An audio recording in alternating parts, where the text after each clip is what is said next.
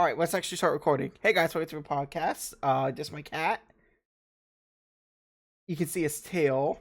I'm surprised he isn't mad at me. He may be mad at me. I had a neurologist appointment, but he couldn't help it. But anyways, I'm gonna start with 1021 Oilers,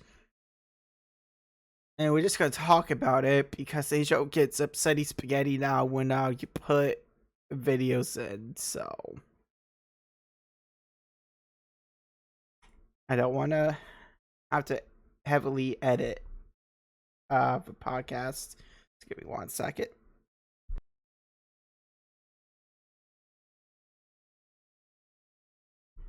Let's try this again. We have returned. So the Oilers somehow had to beat Ottawa in overtime. I don't understand how.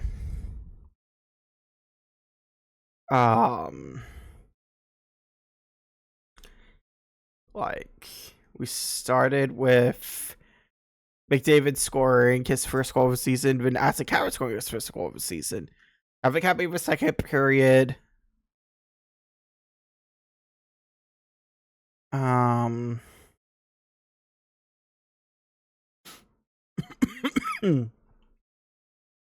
first goal assistance by Bouchard and Nuge.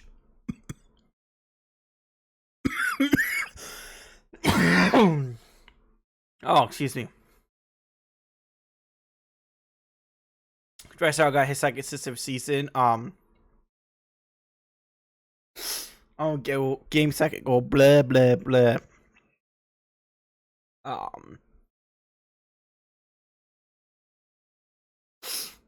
And yeah. Excuse me. Dylan Cousins and Thomas Chabot tied it. Evan Wallman got a power play game-winning goal. All right, so it was a decent game.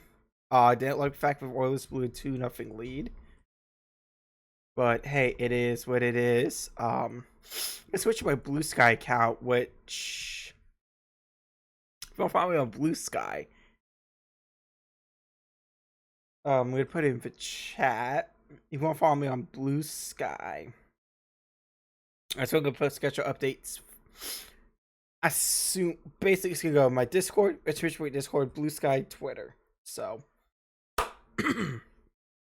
remember, we're still waiting for CJ Cole Manito tomorrow. And then Saturday we start our Feeding America, especially since the snap cuts are coming. And like what's it? Give me 1 second.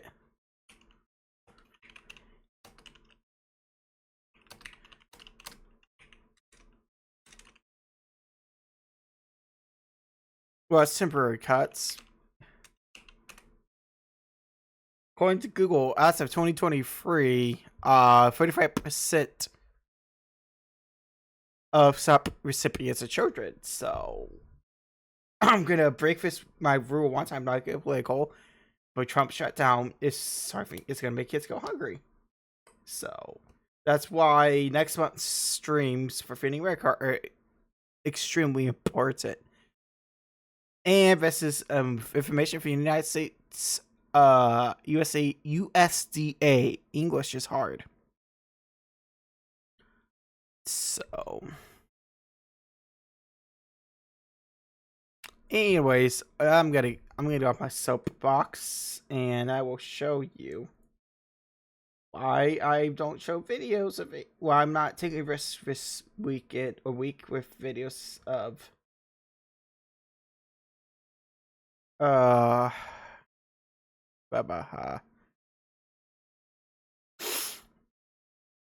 yeah, I've never had NHL do this to me. I mean, if I had the money, I would start like a union, or at least some way for people to get rights. Like, I'm just trying to help grow the NHL because there is some work we need to do. But anyways, yeah. So that's why we're just talking about it. This is I really don't care if NHL wants to make money. Off of my videos, I don't care. It helps grow the league financial wise, but blocking it worldwide and video claim the entire. Anyways, I'm gonna stop ranting now. But anyways, yeah. So that was that. And next up will be Blue Jackets and SARS. Wow, what a ass beating that was for the Blue Jackets. I was not expecting for Blue Jackets to absolutely run away with that game. Like it is. As an Oilers fan, I know how great the Stars are. They made it to the Western Conference Final 2 years in a row. I know they've lost to the Oilers 2 years in a row, but the fact is, they still. Oh my gosh, Kat, what did you eat? But the fact is, they were at conference 2 years in a row, and you know the Jackets just absolutely destroyed them, and I love it. If only, Fantilli, Boot Jenner, Tyler Seguin, Michelle, Vorkov, and Kent Johnson were your goal scorers. Kent Johnson's was the empty net. Kind of, you're down by. I don't understand why you're down by 2+ goals to pull the goalie. I mean, I understand why Lightning did with playoffs to avoid getting swept, but this early season, I don't understand it. So yeah, Elvis had 22 saves and 23 shots.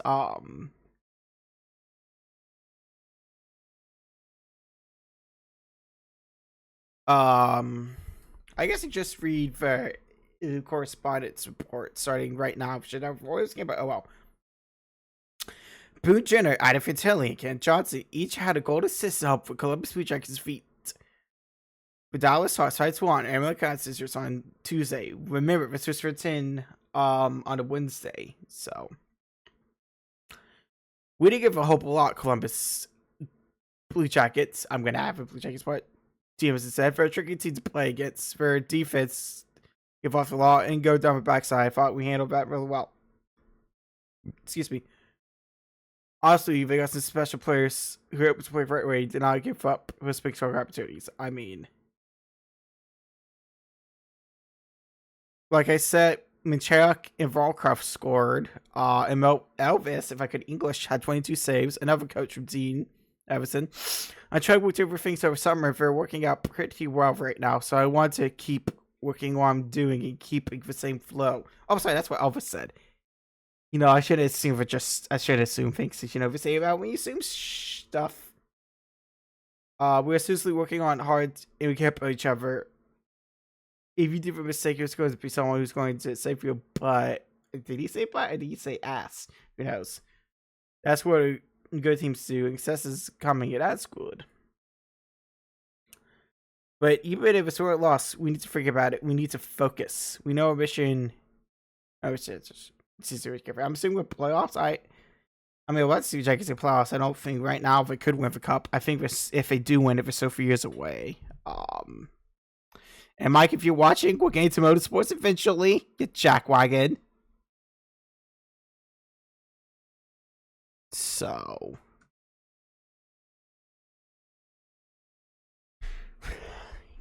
It is a podcast, but on a Wednesday. I used to go over some with my day on Wednesday, but I got too complicated, so we just call it whatever Wednesday because, you know, I want to stream whatever I want. So.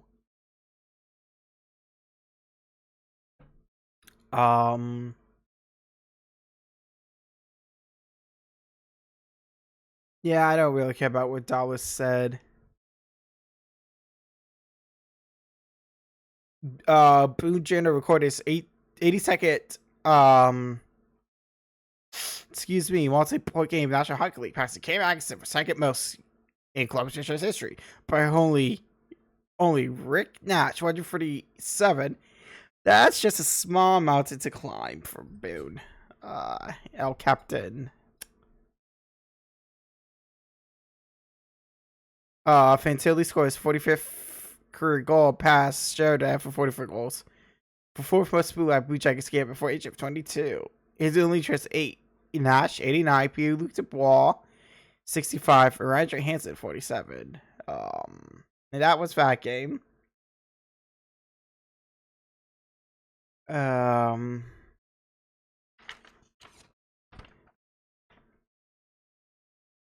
was fully expecting a loss, as you can see.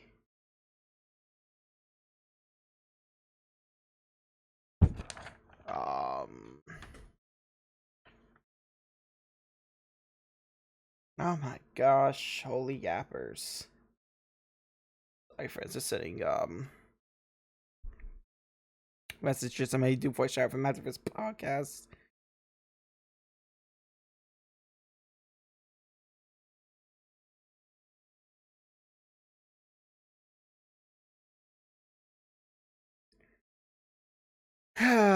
Man, anyways, and now we go to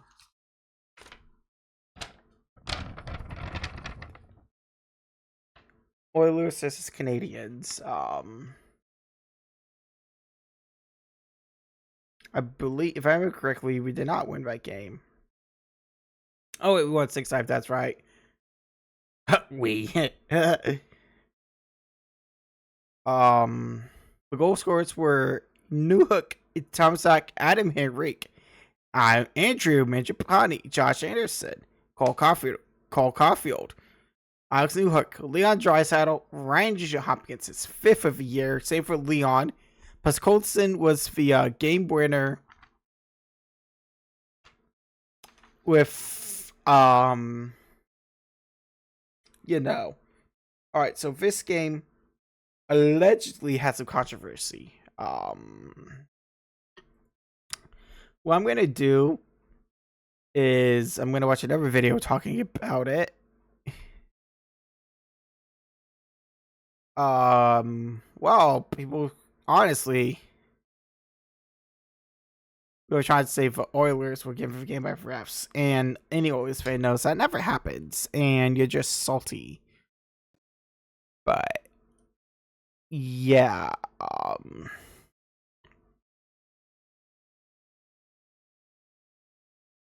I don't. Of course, most of the people saying McDavid Dove for Canucks fans. So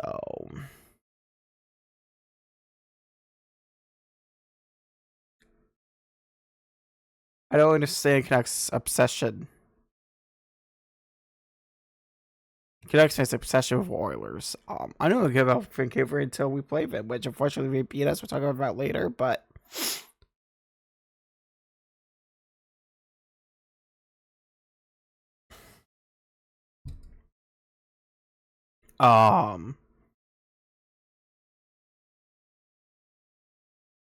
yeah, a fun stat. Did I like it and not just retweet it? Yes, I saw it on Twitter. I'm gonna detonate Elon site if he detonates his trans children.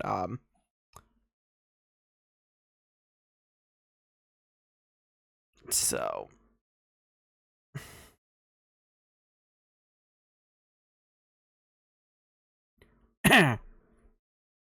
last Connor McDavid's penalty strong per 60 minutes was 0.89 to a 2024-25 season, a career low. Okay, 197th league at time. Yeah, even that same dude was like, called him. He says McDavid dives nightly gets calls, which is bull. You know what? Bro was really trying to argue stats.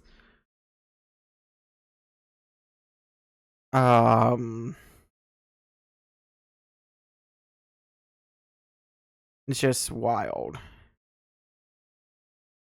Gotta go pretty far in my history. I'm gonna mute this for a second so we don't blow our eardrums.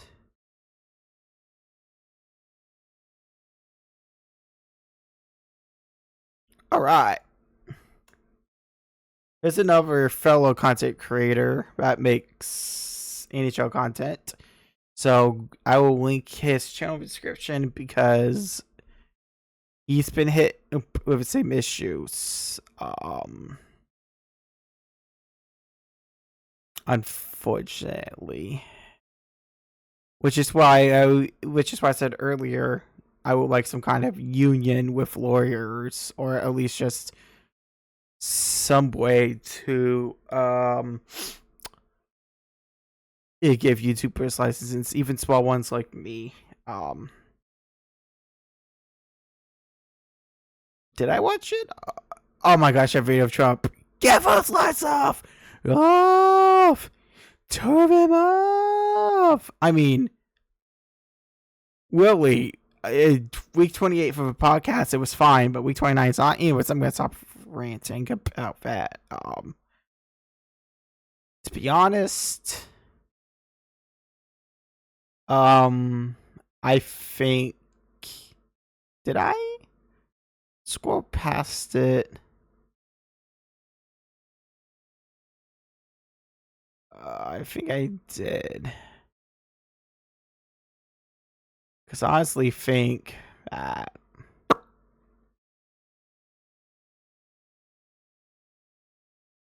today is Friday in California. Well, it's not Friday. It's not. We're not in California. Oh. Yeah.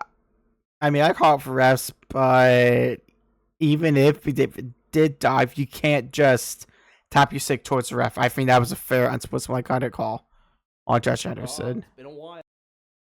So let's watch this video together. I forgive just language. There are various apologies in advance. We haven't done one of these videos yet this year. Another NHL season, another year of some questionable refereeing, and tonight's Habs and Oilers game resulted in Cole Caulfield calling them out. Take a listen to the post-game scrum.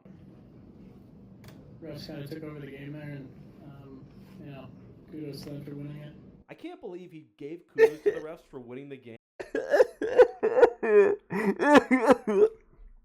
I mean, he's going to get fined for that. Young Cole, get your pocketbook ready. But also, it's good to hear players push back. We need more players involved in calling refs out, in my opinion. Sometimes you need to put a little pressure on the NHL. Or maybe, just like the NBA, we need to get the feds involved. It's not like the NHL is being any better with sports gambling ads. But back to the Habs, and it almost gets worse when you hear Gallagher's post-game scrum where he says the refs told him they got the Slavkovsky call wrong. It started with Slav's penalty. Talked to him after that one.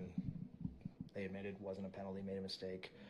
Sure, but I totally believe you. You play for Canadians, opponents against you, and you're gonna claim for wrestling mistake. Sure, bud. I totally believe you. It just seems like it's the same story. They're really good players. They don't need the help. And yeah, I mean, could we have handled our emotions better? Of course, we'll talk about that. It wasn't clear though what the penalty out of Josh was. It was unsportsmanlike. He felt he showed him up. He didn't. I mean, the fact that he did. Goes to show. What are we doing here, Mr. Leahy? And of course, head coach Marty backs the boys up in his presser, asks the league to take a look at refereeing, calling them out as indirectly as he can. Marty is one of those players, and now coaches I will also always love, probably also getting a fine, and he'll eat that to stand up for the boys. You gotta be careful though. The boys in stripes talk, and you don't want them to start getting some negative feelings about Montreal, although let's be honest, Montreal typically has a reputation for the opposite. But regarding the plays themselves, the players and Marty weren't wrong at all. The Slav boarding call was egregious. Like, it's a battle on the boards until he rubs his guy out and takes the puck, but play then stops for the penalty, which is soft. And speaking No, that's a penalty, I'm sorry. On the PP, the Oilers score a goal. Josh Anderson slaps his stick on the ice a few times, obviously frustrated, and it's to the sin bin with him. He slaps his stick in the ref's direction. I guess that's too much taunting. I just keep thinking of that clip of Kobe calling Dwight soft. One of my favorite sports clips of all time. God, I love using that gif. Out there talking to the refs. This would be after soft. Told them they made a mistake, and they continue to make more. And what do you know? The Oilers tie it up in the next minute while Anderson is in the box. Yeah, it's hilarious. 5-5. Just really questionable decision making. I understand you need to maintain the level of respect with the players when you're a referee, and I fully support that. But I think you also have to recognize when your own actions contribute to frustration. Then with just over over a minute to go, Podzolkin gets his first as an Oiler as the refs complete the comeback and Garrett Rank picks up his post-game bonus. Jake Evans also gets tossed here too, a 10-minute misconduct. Which is hilarious. No, it's undisclosed. He goes down the tunnel. It's just frustrating and annoying. And Edmonton fans, no one's upset with you guys. Listen, I'm an Edmonton fan. You guys know that. How many Edmonton videos have I made in the last 3 years? We needed the game. Edmonton fans, Oilers, we need this win. And to be fair, most Oilers fans I saw after the game were also agreeing that this was some really questionable reffing. We should, after this game, be talking about McDavid versus the Habs Young Guns, two ascendant Canadian teams on the rise. Instead, refereeing. And, of course, Garrett Rank. Gary, you need to consider doing something. Even Craig Button called you out for this one. But what did you think? Are the Habs justified?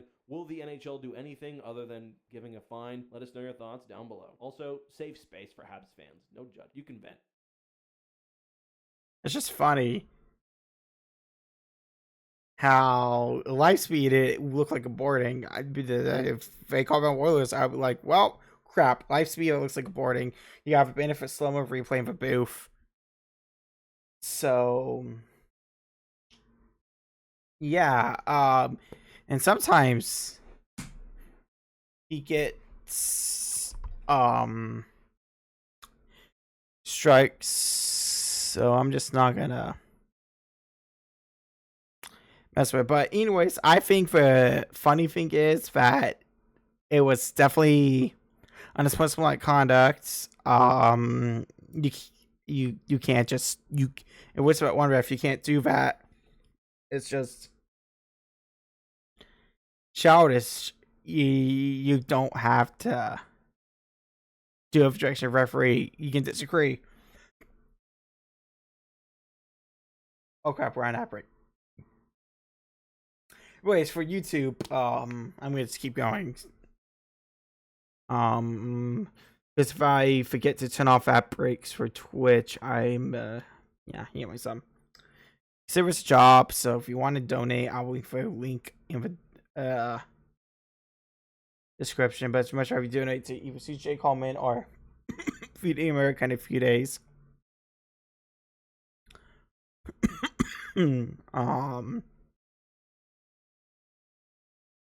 Yeah, of course, Twitter's being stupid. But yeah, for you guys on Twitch, yeah, watching VOD, hi. If you're watching YouTube video, hi. I just get so locked in, and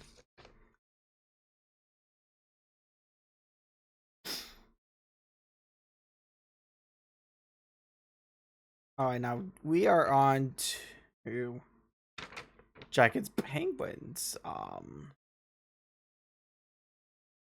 I had a feeling that game was going to go to overtime, but I did not think it was going to go to a shootout. I didn't think it was going to be a 5-4 final. The goal scorers were Ryan Shea, Charlie Coyle, Anthony Maffa, Dmitry Voronkov, Igor Chernikov, Dmitry Voronkov, again, Chris Letang, Brian Rust, and then we went to overtime, and obviously no one scored. So the goal scorers, and we shoot out with Kent Johnson, Brian Rust, Adam Fantilli, Sidney Crosby, Kurumachenko, and Evgeny Malkin missed, and the Jackets won 3-2 in the shootout.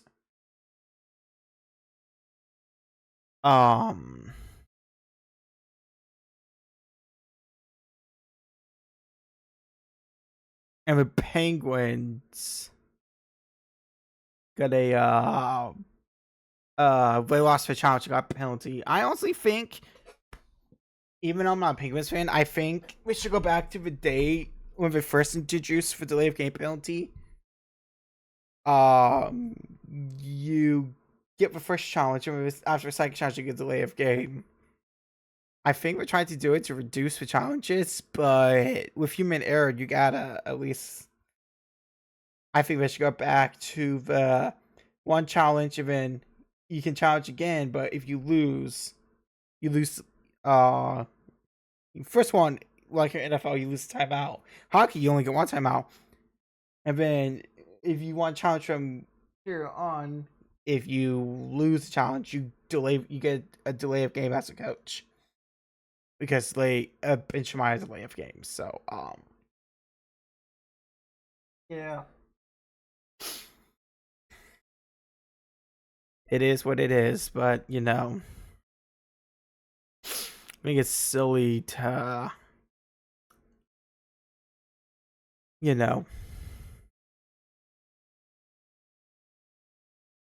I don't know. I don't know why I keep going, and not finish a sentence, but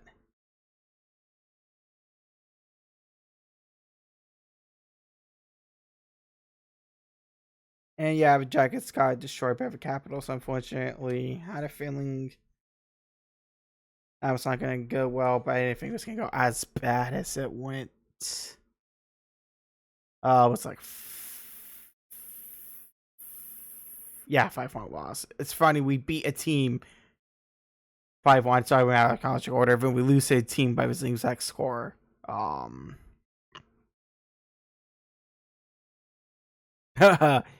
Yeah.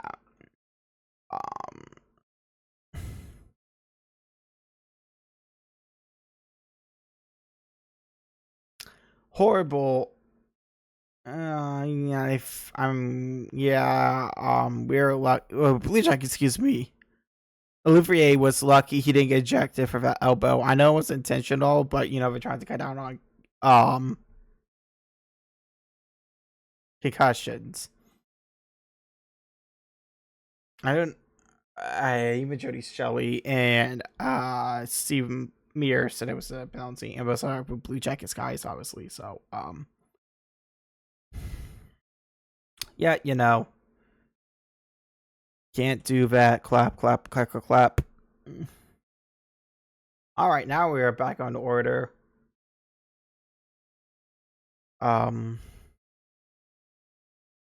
Which would take us to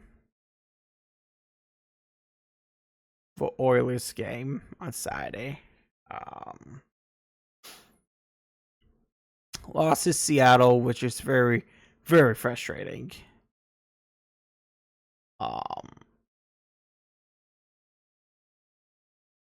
Eberle, Karate, Bouchard, Eppley, and Nurse.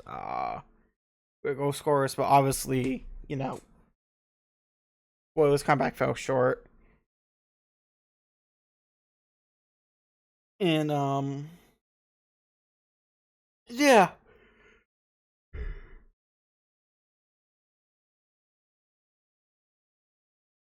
And then they lost to Vancouver in overtime, but they did win an offside challenge.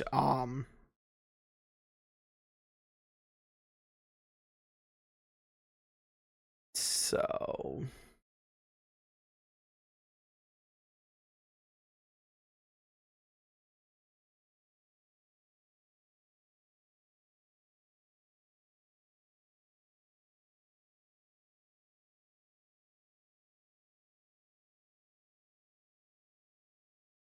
man, I don't understand why people think the Canucks skate jersey is so cool. I think it's one of the ugliest jerseys in the league, especially since part of it's Chiefs colors. Like, eh. The first score was scored on a breakaway.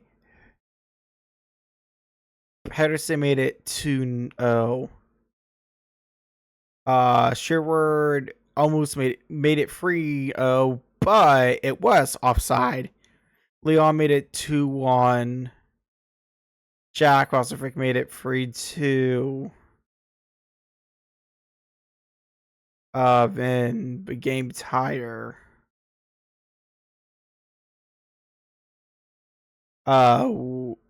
It came by Leon, and Kiefer Sherwood scored a minute 43 into overtime.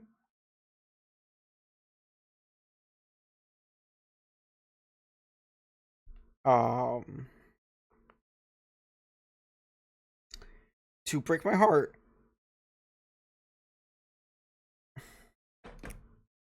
All right, and that will officially take us to Monday. And no, wait, we got NASCAR now.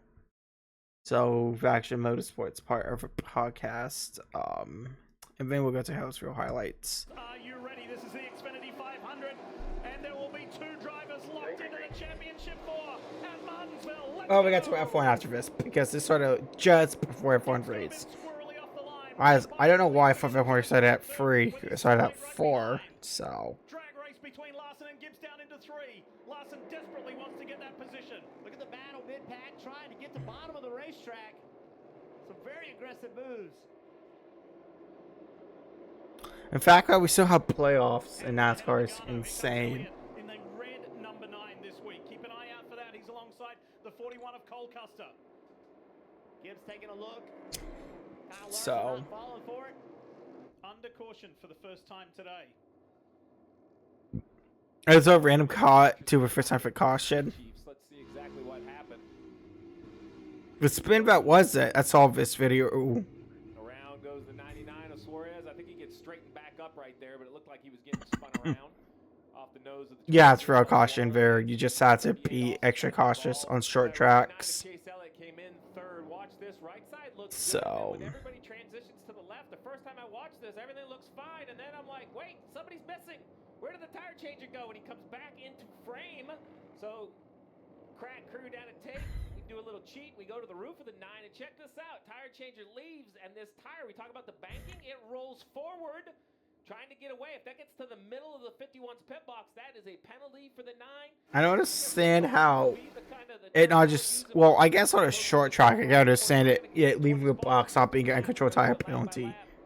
Oh, at the front, Custer trying to get But yeah, like he said, if it got to the middle of the box, it'd be a control tire, which would have been a drive-through penalty. There was the last driver on the lead lap until William Byron just zipped on by. That makes this run of Ryan Blaney even more impressive. Remember, he was with all of these cars in the back, right? He was back there with Wallace, Hocevar, Busch, Reddick, cars that are either lapped or looking to go a lap down. So, Kim, this 12th car of Ryan Blaney, we'd all thought he could recover, but it has taken a very impressive first stint here to keep himself in the game and on the lead lap. See what happens. Kind of out of control order, but that's fine. He just gets locks the tires up. He didn't expect the 21 to be there. So now he goes up. He's got junk all over his tires. See right here, just trying not to hit the 21. Gets the front tires locked up. That's how easy you can lose positions. And all that rubber that we showed on a replay a little bit ago. It's not on Denny Hamlin's tires. The car drives horrible. And very hot tires, so To go, presented by Credit the One rubber Bank. was like, Byron comes yes. off turn 4. Did William Byron get a grand slam? That he needed. Pole, Win stage 1, stage 2, 126 laps led. and race win? That's the thing. William Byron pole. Let me check before I accidentally spread false information on my podcast. So they told him all of the wheels were tight on that last stop. Caution is out. And is that the 77 of Carson Hocevar? Indeed it is. Let's take a look at what happened to Carson Hocevar. First car in He shot. did. Oh, looks like Suarez behind him. Okay, looks like he did get the grand slam. He did get the grand slam of pole, stage 1, stage 2, and race win. Pole, stage 1, stage 2, race win. That's like the grand slam. Watch this. And he'll be only Hendrick Yeah, look at all the drivers in the or pack that have to win. him and Larson will be Do the championship for next weekend. the two. There is Ooh. a lot of them that have a chance to make it happen, and that puts a ton of pressure on Championship cars. to try to gain points. Or 2 cars fighting for the championship for Hendrick. Fortunately, Bowman and Cole, what you got, bud? That's a real way, Cole. I know he's just trying to turn around, and then probably had a flat tire.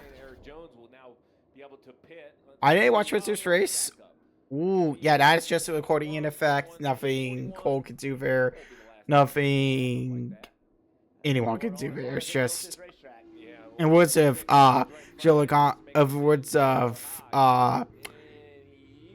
Yahoo did Hamlin mocking Joe Ligon, that's just short track racing. So Is now racing his way and fighting with Kyle Larson for second. through the field. The two-time and defending winner of this fall Martinsville race has got a shot at second. So, Up in that second groove. Teammates working with each other on that. really, the round of championship 4 really didn't advance or change much. Because you can see William Byron was the winner when a year in, and Carl Larson had enough points off of Bell. Bell was in a must-win. Hey! That's gonna be a penalty for Phoenix. But they gather their speed up. Let's see what happened here with Cody. And the Rexzilla Ford. It's just nothing you can do as a driver, right? Wheels loose. Wheel came loose. Comes off. The yellow wood. Out of your control. 12 of Blaney pitted from second. Watch the left front right here. Left front goes on. Gun goes on. Looks tight right there. Jack gets dropped. I'm not sure if the gun just wasn't disengaged. What in the heck? I will tell you there was a conversation. Nothing was said over the radio. The 12 would have only given up 5 or 6 spots to come back in. So I believe they feel pretty good about it. Plus, they know they only have Biggest wow about Roger Penske owns a 12 in both IndyCar and NASCAR. Chase, you would love to pass a 20. Help your teammate out with that. Um, You really want to make an enemy along the way. So I think he would take it if he has a clean shot at it. But I think the 20 is going to get the job done. And yet again, William Byron is able to stretch So, the advantage with 1 lap to go. Presented by Credit One Bank, half a mile for 23:11 is going to start this third stage alongside Ryan Blaney. Here we so yeah, go. that's what we'll talk about the Free passes to get this lead. Blaney started 31st. Who would have had these two guys leading this late in the race? Look at Blaney on the outside down into turn 3. It's a new hairdo for Tyler Reddick. The mullet has officially gone. So maybe the new do will work wonders for him here at Martinsville. But he has got a fight on yeah. his hands with the defending race winner.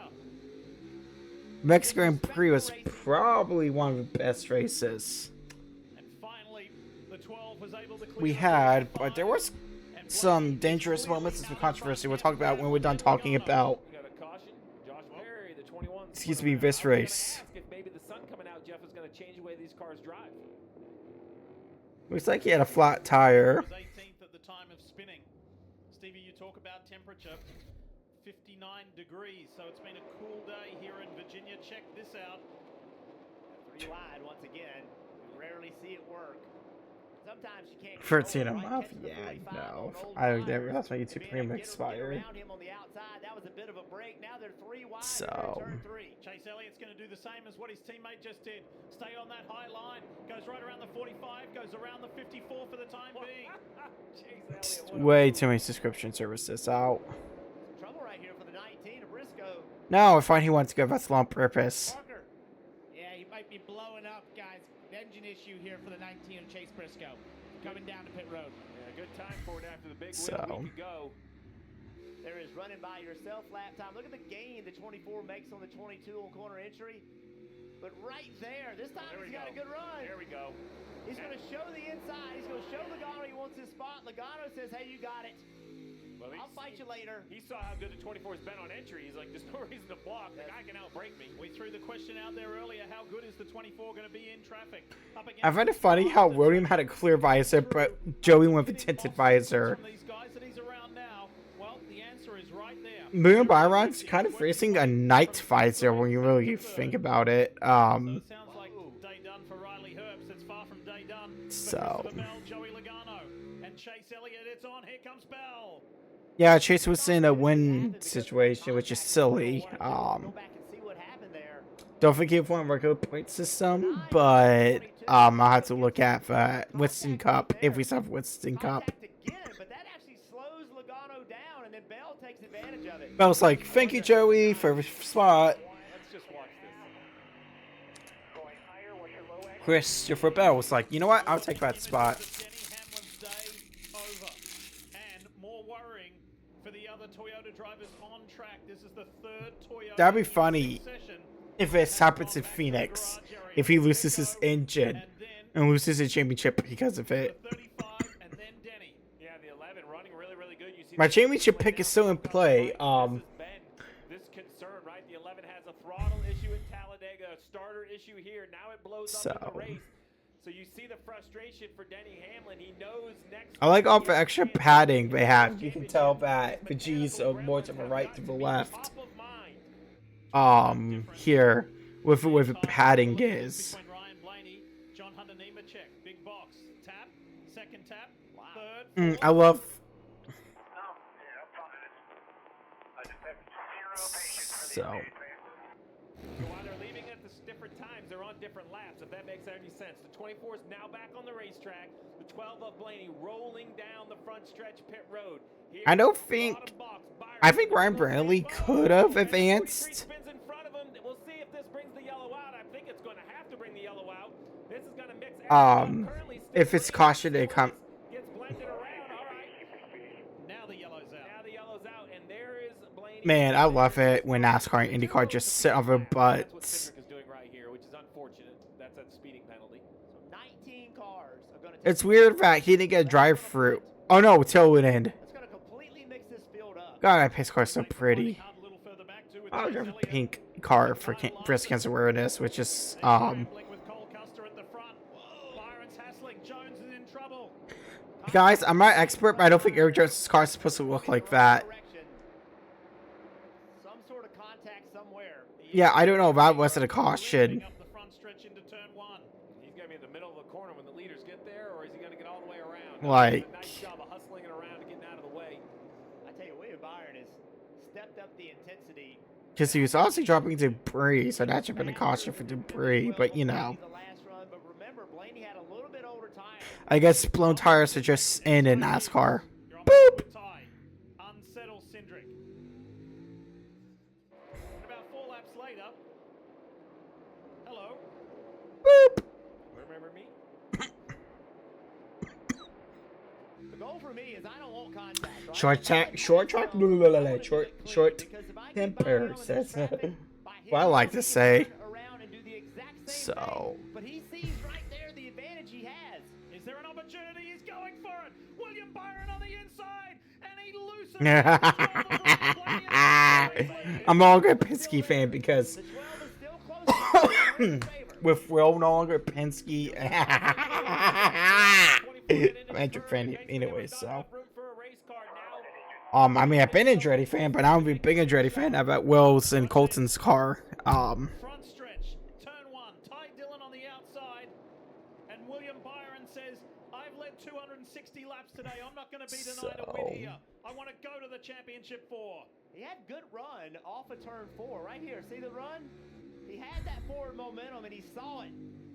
You know, to get half of my championship before right all the way back in February, I will take it.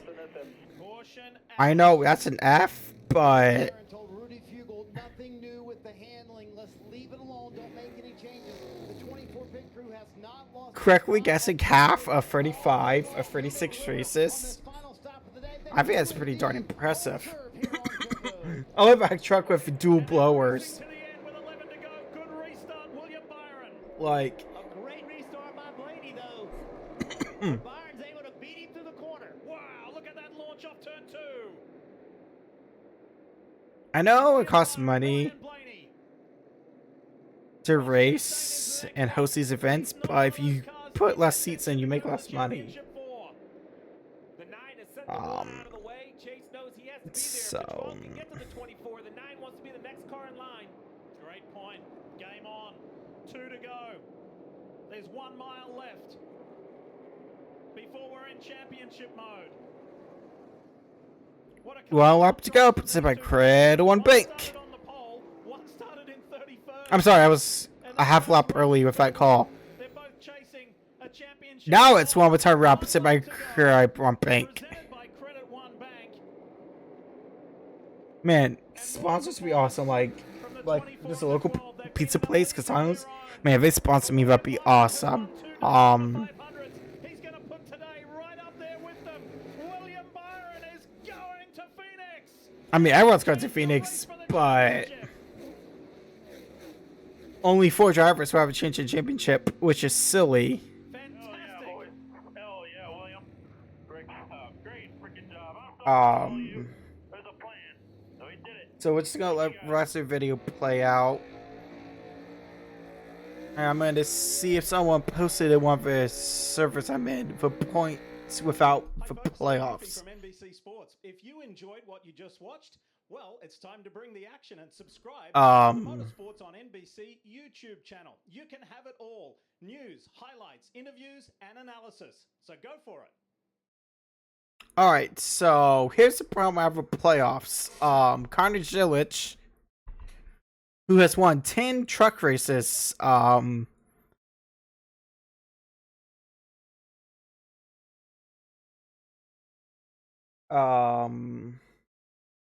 this year, as you can see.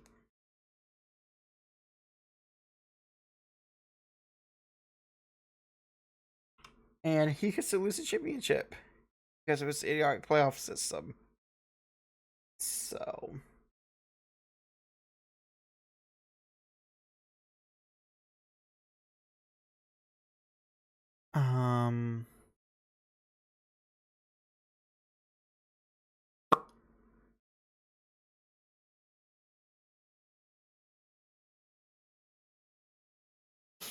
see, someone posted the cup points for playoffs. I'm probably just gonna go to. Well, I'm gonna scroll up because stream mode's on it. Probably won't be able to look.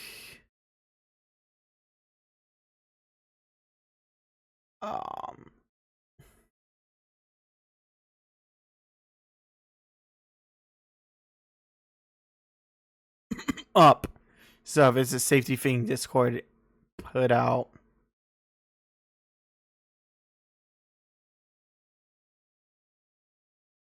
So I see someone posted the points without playoffs. Like I can just find. I know there's a Twitter account, so I'm just gonna look it up myself.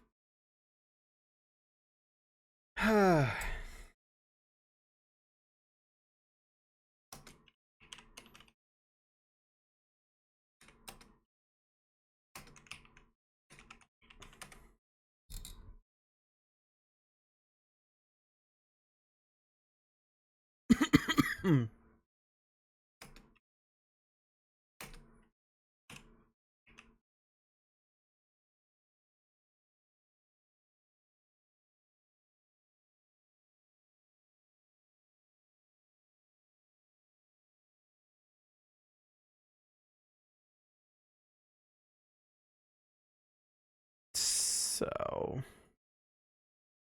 trying to find. I think there's a Twitter. Let me see if I can find my Twitter account. Yes, it's still called Twitter.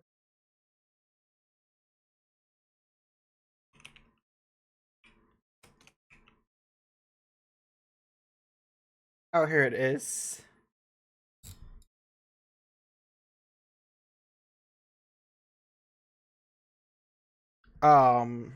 Without the playoffs, Christopher Bell would have a 111 point lead over Chase Briscoe.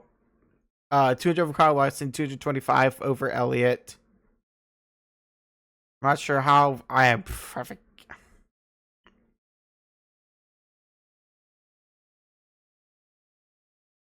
So Connor Silich would have clinched playoffs early. So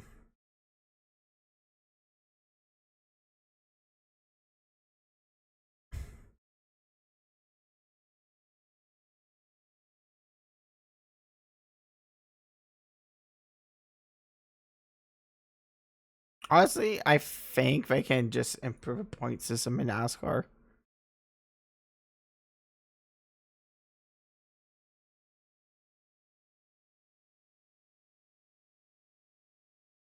So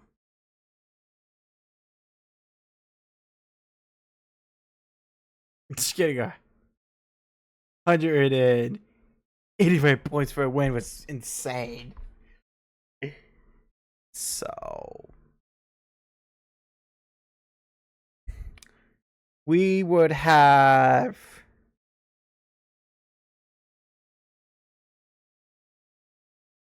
a 2-car instead of 4 cars. We have a 2-car brawl, which where playoff supporters are probably gonna like.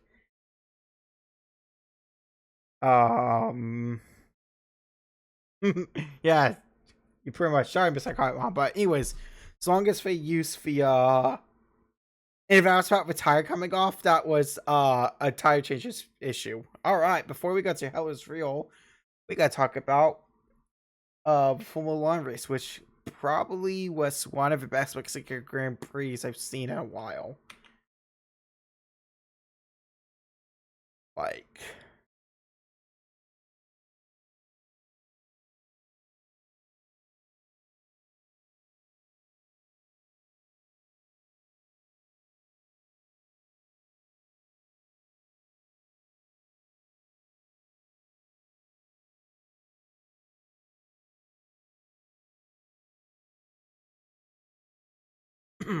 I can see why they gave Lewis a penalty, but at the same time, I don't think they should make it 10 seconds. I should think they should make it 5 for the first infraction and 10 for the second, cutting or leaving the course to gain advantage. Leaving track, excuse me. But yeah, we'll get into that in a second, but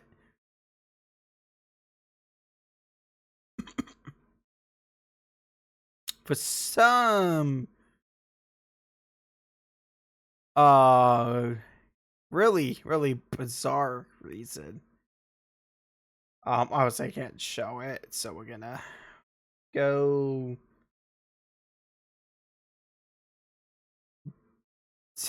to a screenshot video.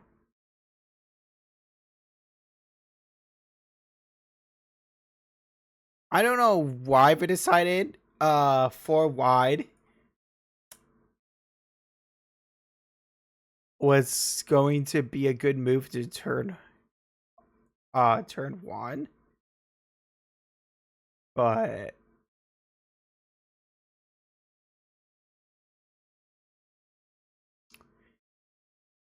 yeah, and Lando just dominated first race.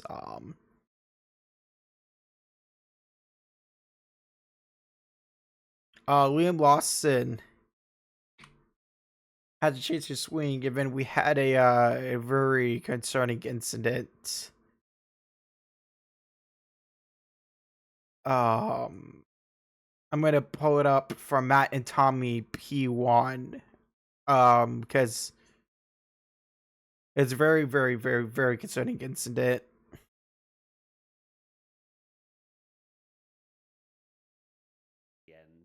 And I couldn't be. When you look at So actually, Ollie, give me a second. I'm just gonna actually go to their YouTube. So yeah, we had a very frightening moment. that I am saying this, but there were marshals on the track during a live race, only yellow flags being waved, and 2 of them running across Liam Lawson's car, essentially, Tommy. Utterly insane. I thought we weren't having things like this happen again. Why are they not putting a VSC out for that at the very least? Well, yeah, they put a VSC. And by VSC, he means virtual safety car, which you have to pretend the safety car's in front of you. And you gotta reduce speed by 40%. Out at the end when it didn't need to be, and this one they completely missed it. So whether they were spooked from the earlier incident, I don't know. But this incident is he lost. Tommy lost a bet, and that's where that shirt. So yeah, I don't know why he make a bet like that. Back in the 1970s, where a marshal was killed and a driver was killed in an incident like this, and just thank goodness it was just a close call, because it is a terrifying watch. It certainly is. Lawson said during it, or just after, of course, he went straight on the radio, as you would expect, saying, "Are you kidding me? I could have effing killed them." You could hear in his voice that he was utterly just bamboozled by the fact that there were 2 marshals running across the track. I get it. Pick up the debris, get that sorted, send them out when there's a gap in the racetrack. But clearly a risk was taken here that did not need to happen. I cannot believe. What I think the problem is. Whoops! I muted the tab. I think the problem there is they didn't properly communicate that he was coming down the track. So, you know.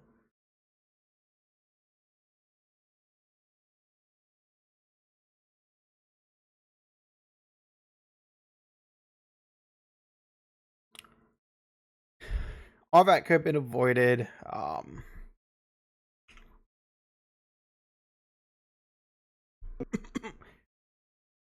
By at least putting out for sure safety car so we can clean the debris. And then resume the race. Now, they did put one out for Carlos's car position.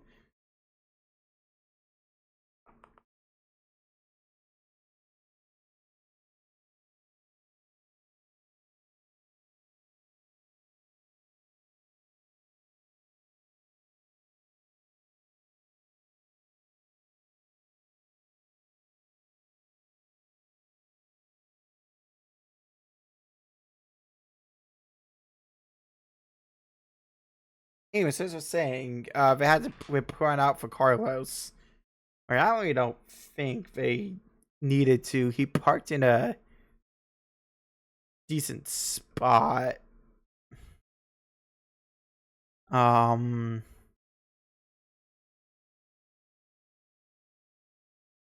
So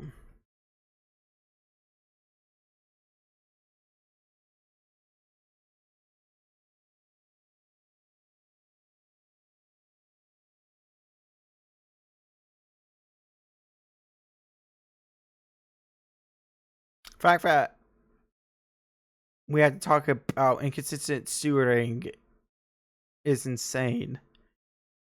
Oh,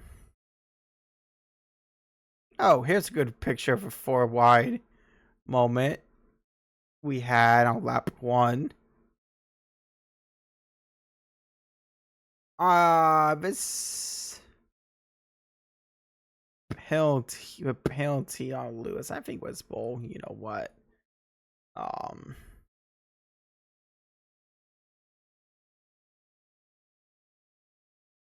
Just Russell, I mean, look, Max cut the track and then Lewis cut the track, so both drivers should have got a penalty, but you know, I don't understand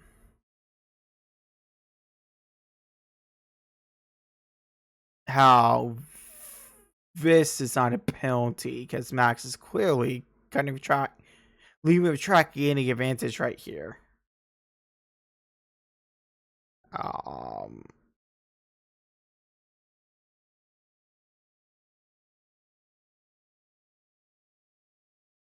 If you're gonna call it both ways. Because that's clearly leaving the track at gaining advantage. Unless, as Russell said, we're going lawnmower racing, which is a pretty funny comment.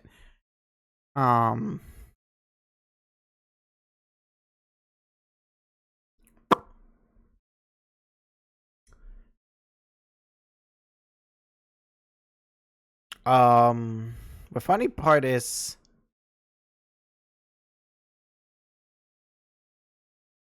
Max basically the same thing and they get a penalty. You're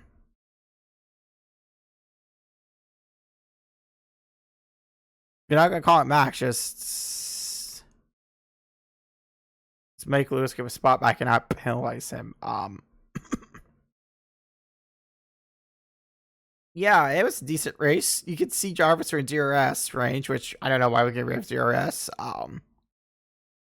Piastri had a decent recovery drive. This is a fight for a point, so of course we're going to show it. Oscar tried to get 4th. VSC was deployed, but Oscar could not get 4th.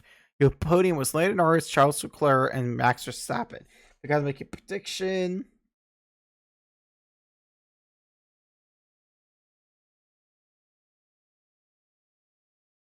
And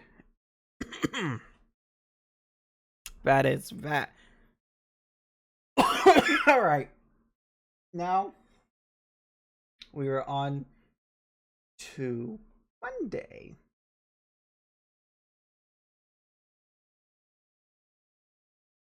For round one game run,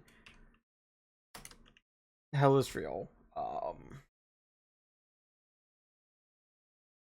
Easy enough. Between the both of them, 16 of their 20 wins were by one goal. In the 2025 Audi MLS Cup playoffs. Actually, I'm going to use the restroom real quick before we watch these highlights. So we're going to take a quick commercial break. So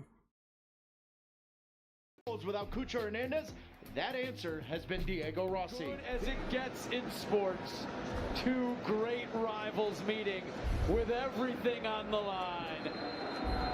We're underway in the MLS Cup playoffs to win this first game. This is the second and crazily enough, round one, the final matches of round one are tonight, or match. Yeah, it's a really weird schedule. But at times they both get into the same spaces. I think 13 minutes in, they're doing. You're just gonna have to compete with other sports. Wins it forward to Evander from distance. Schulte pushes it. Gini, right into Schulte. I know.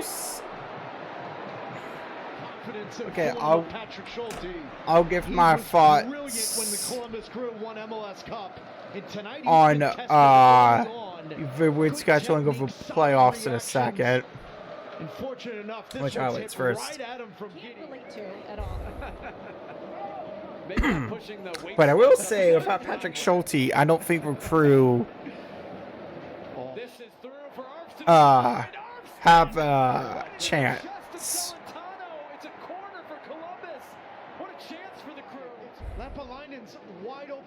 Roman obviously does not skip chest day. Roman just. Minnesota hosting Seattle. Okay, that would be annoying. Like. Match one from Allianz. When we finish here in Cincinnati. Like, if I wanted to get updates about Minnesota, I'll be watching MLS 360. Like that takes. Okay, I'm gonna go right here. That looks like this is program called MLS 360, which is the red zone of Apple TV's coverage. They will breaking with goals. So why would you not just show them Minnesota Smart Chart MLS 360? Anyways, right over. It was hilarious how there was only 1 minute stoppage time in the first half. I think it should be at least 2, maybe 3, but don't see if I was offside. I thought we were gonna get a corner to The balls to Brenner. How about the quick feeds? Immediate return from Brenner here in Cincinnati. He's youngster like in the half. I guess it was offside, and that's when we ended the half. Audi's goal strike progress. Diego Rossi, their main man. Out wide. Herrera cutting it back. Lapulainen into the Did Buka get a foot to that?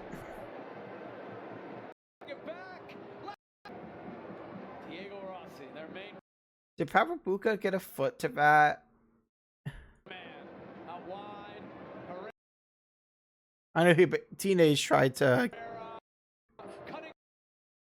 I really can't tell if Buka got a foot to that.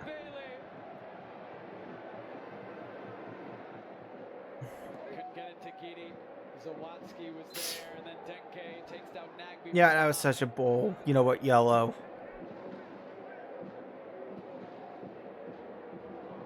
This is the win probability as The draw probability is interesting. I wonder if what kind of algorithm they use to do that. It's kind of.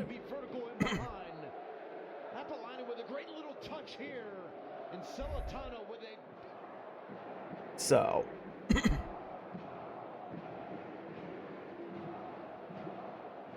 Brenner turns into Evander.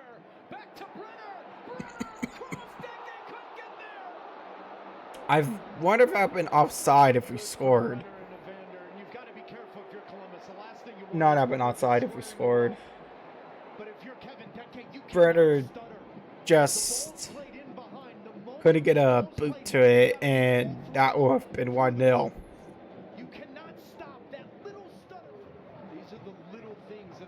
Until Troy was like, "You can't stop," which I agree with him.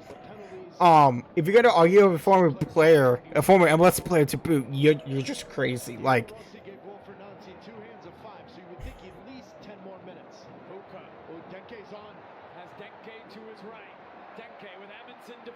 see, even Taylor Twellman said it was onside.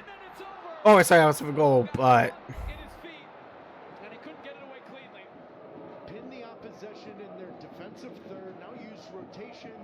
I think this is the chilliest match we've had in a while, so maybe both teams weren't used to the chilliness.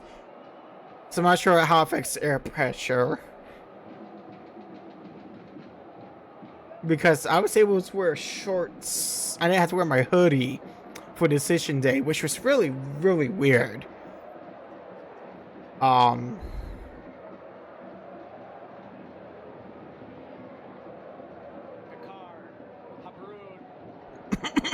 Jake just got lost.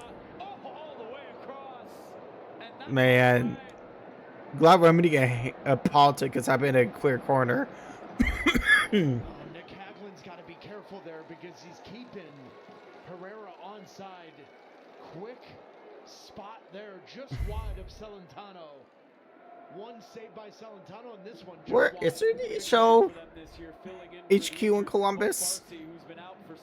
Because I know for Kroger HQ is really down the street from DKL Stadium. I see every time I go to a match. See, Crew fans thought it was offside, but I just let you listen to the former pro player explain why it was onside.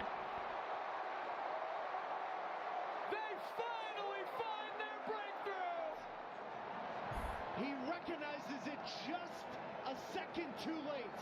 The left Honestly, keeps Echenique on. Great ball in behind from Evander. See, listen. Keeps Echenique a second too late. The left foot of Sean Zawadski keeps Echenique on. Great ball in behind. Thank you. So, all the Crew fans tries to argue, just why would you try to argue with a former player, a former professional who played his time in MLS? I don't remember if he played for anyone besides the Revolution, but I do know he played for Revolution. So, wish it was. I don't understand the specificity, but you know, Columbus should be out. Nashville should be out. New York City FC should be. I'm sorry, Charlotte should be out. Yes, New York City FC should be out for winning. I went all the way back to last year with memory banks. Like, what was me with my brain half working. I also don't understand the orange out. Especially since we haven't worn orange kits in a few years. Yeah, I don't understand what took so long. I could understand in the first moments of stoppage time because the Crew had a chance to score. But we have a ball. So, yeah, I know it's minimum, but we have a ball. We even... Anyways, it is what it is. And now we go to last night's games, and then I'll make a future predictions portion. Man, I don't. That Blue Jackets game was wild, man. From the scoreline, I didn't get scoreline. Excuse me, football soccer.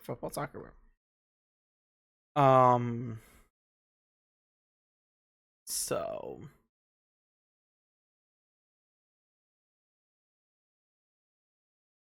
Blue Jackets won 4-3 and overtime.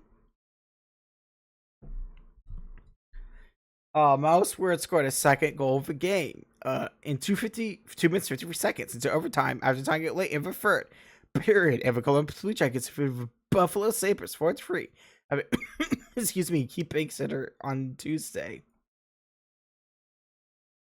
Your goal scorers were. I'm gonna repeat myself. Goal scorers were Chinnikov, Doan, Ryan McLeod, Zach Krasinski, Doan, Miles Wood. 2:53 into overtime. First star, Miles, and 4-3 overtime win. The Blue Jackets.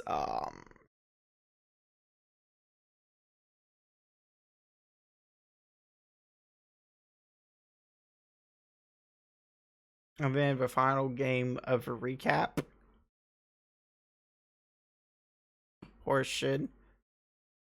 We go to a very wild second period.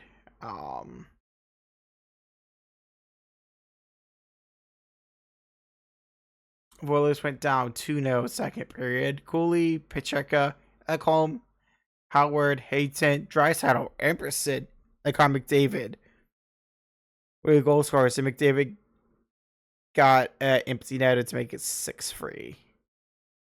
I've really never understood why teams will pull the goalie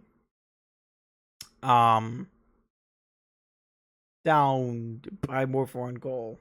Like I said earlier, but I can see them in playoffs, but not for regular season. But that will take us to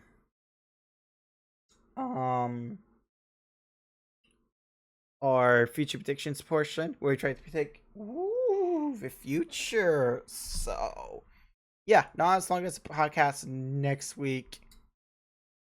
Well, yeah, because is the Mill Freak already? What? Sunday is the 2nd, that's right. And if you're North America, don't forget we fought back this weekend. So, starting tonight with your Columbus Blue Jackets. Boom.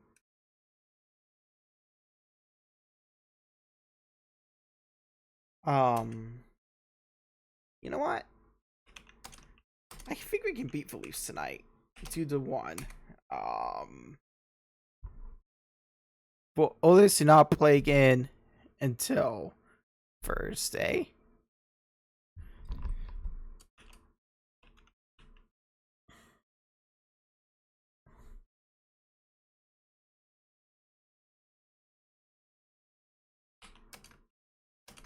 I think they sweep this season series with the Rangers. That would take us to Friday, aka Halloween, which I'm gonna take off and hand out some candy. May do in first suit. It just depends on how dry it is. I don't know how it will dry out. I don't know what I'm doing with my hands. Don't believe the Blue Jackets or the Oilers play on Halloween. No, they do not. So it takes us to Saturday, where we got Hockey Night in Canada.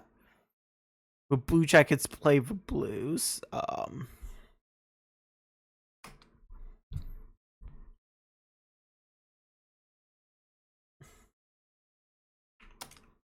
think they can beat the Blues. And I believe it's Star Wars night, so that'll be fun.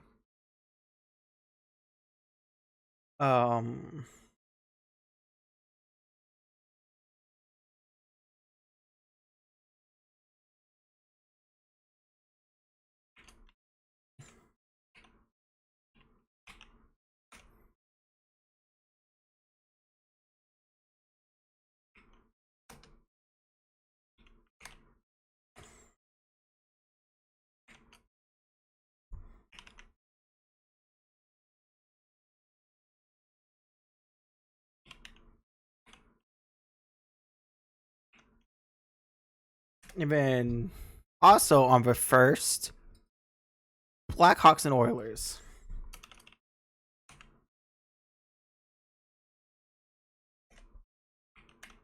I think they defeat Chicago. It's gonna be the Connor battle. McDavid versus Bedard, and then that takes us Sunday. Since I'm not gonna, I think Larson's gonna win the race and win the championship.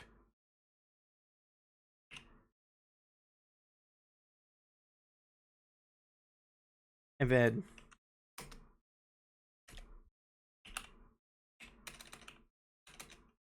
I think Recruit. Oh, sorry, not Recruit. I think FCC is gonna win in advance. Sure for advance, but you know, unless it's gonna milk us fans for as much money as we can get. But that will do it for today. I will like to thank you guys for watching. Excuse me. God bless. I still believe that Jesus is Lord. And I will see you tomorrow or sometime night. I believe. I know Corky Camp said he's doing a collab. Okay, good. He is doing a collab. I just wanted to make sure he was like still not getting set up because we already talked for Burp. He was AFK. It was probably the funniest raid ever. But yeah, hey YouTube, you will be ending your video will be ending in 3, 2, 1.